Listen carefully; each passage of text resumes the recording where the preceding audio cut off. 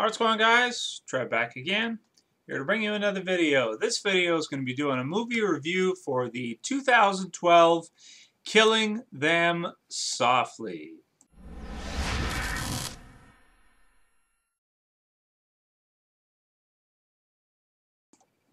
Yep, so I got a chance to watch this movie the other day. Been wanting to see it for quite a while. I always seem to get backed up. Still trying to check out Django Unchained. Once I see that, expect a review for it, but when I get to see it, I'm not sure. Pretty strapped for time. So anyway, finally got a chance to see this one. Wasn't able to catch it in theaters. Was able to see it afterwards. And essentially what this is, I'll put the trailer in the description so you guys can check it out. What this is essentially a mob movie featuring Brad Pitt. And the storyline goes a little bit like this. You have a group of local mobsters, so to speak, maybe some higher ranking type mobsters. And they get together every once in a while to gamble and play cards, essentially. So they all bring boatloads of cash, you know, a combined total of probably a little bit over $100,000. I forget exactly what amount they said. And essentially, this card game is knocked over. So you have, you know, people robbing it. Ray Liotta plays a character named Marky, and he essentially, he is the one that runs this card game. The card game gets knocked over, everybody gets their money stolen, and so nobody can figure out who did it, essentially. So they're kind of screwed. Now, a few years after that, so they stop playing the card game. A few years later on, Marky, Ray Liotta's character again, decides he's going to continue doing the card game so that the mobsters can get together, do their thing, drink, and bet and all that stuff. And he basically, kind of jokingly, years later, admits that it was him that knocked over the card game the first time.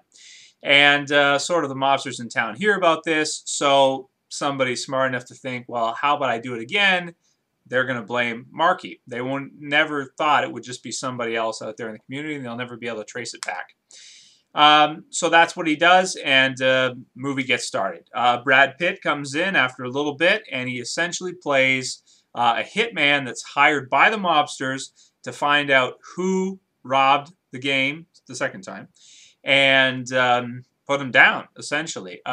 Spoiler-free review, won't get into any spoilers, but that's the premise of the movie. So right off the bat, sounds great. To me anyway. I mean, you got Brad Pitt, and I really like Brad Pitt a lot. I like a lot of his roles. His role in Fight Club is awesome. His role in Snatch as the Pikey is great. I mean, there's so many. 12 Monkeys.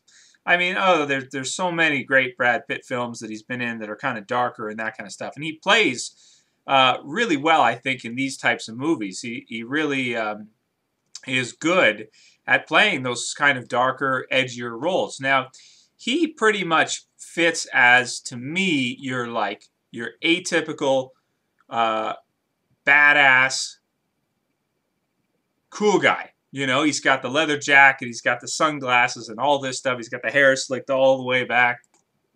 And, of course, he's a great actor. He can act, so that's good. Alongside him, we have James Gandolfini. You guys probably remember him from Sopranos. And a few other actors, Scoot McNairy, that you probably, Ray Liotta, maybe one of the only other ones you've heard of. Some others that have been in some different movies, but never in, like, main roles. Ray Liotta, you'd remember him probably from Goodfellas.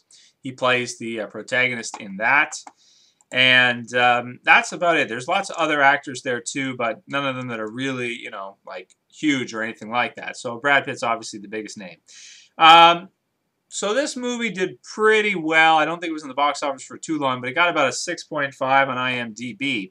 However, I thought it was a lot better than that. I actually love the movie. I thought it was fantastic. It's kind of one of those types of movies it's really dark, but it sort of fits two themes. It fits a theme of you've got the mobster, okay, the gangster movie feel to it, theme with the hitman and all that kind of stuff.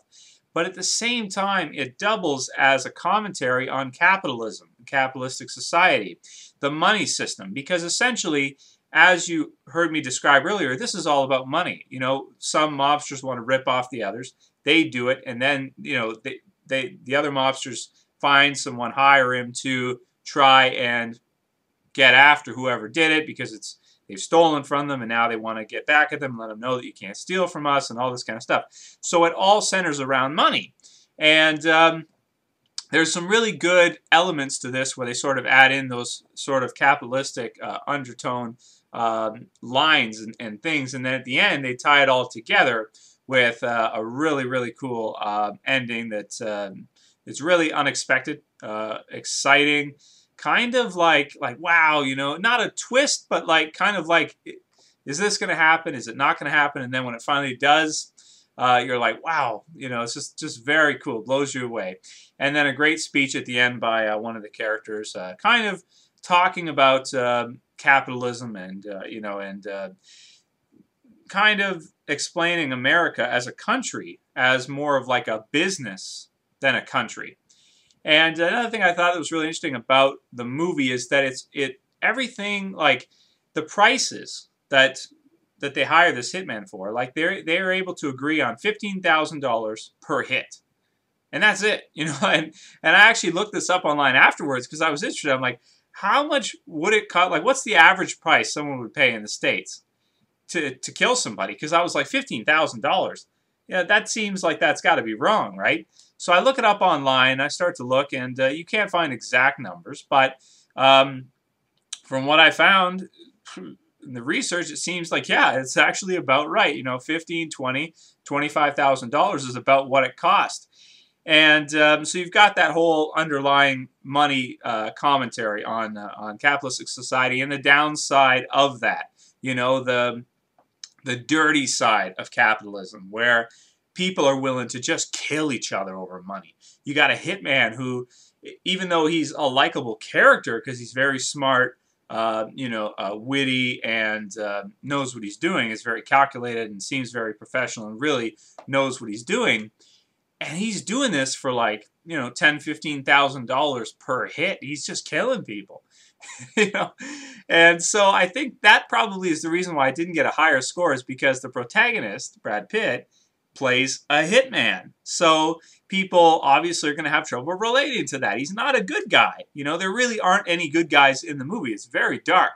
But I'd have to say it's one of my favorite mob movies ever. I really like it a lot. It's definitely the type of movie I'd like to see more of. It's really, really dark, interesting gangster type films like that, which we don't get a lot anymore these days. So this one I felt was really refreshing, and my score for it, I'm going to rate it at, I'm going to give it an 8.5 out of 10. I thought it was awesome, really awesome, and definitely worth a second, maybe even third viewing.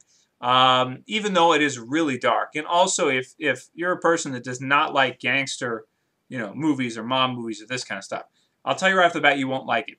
And also, if you're a person that thinks there's no downside to the money system, you also probably won't like it, because it does illustrate in a lot of different ways the downside and the dirty side of the money system and capitalism. So it's a great movie. Definitely recommend you guys check it out for sure. One of Brad Pitt's best performances, I think, in a really long time. Maybe since Fight Club, or, I mean, he's had a lot of good roles. I shouldn't say that, because he's had a lot of good other ones, but this was one of, for me, is one of my favorite performances by Brad Pitt ever. Definitely check it out. It's thought-provoking, really dark, gritty, and different. Very different. One thing I can say about the movie and why I like it so much, there really hasn't been anything like it that I've seen that I can think of before. It's really original. It's really unique and really original. Nothing feels like it. It feels totally different from anything you've probably ever seen. So anytime these days in 2013, when you have a movie that is totally original, like nothing you've seen before, really, that's a good thing. Anyway, that's it for this video, guys. We'll see you for the next one. This is Trev saying peace.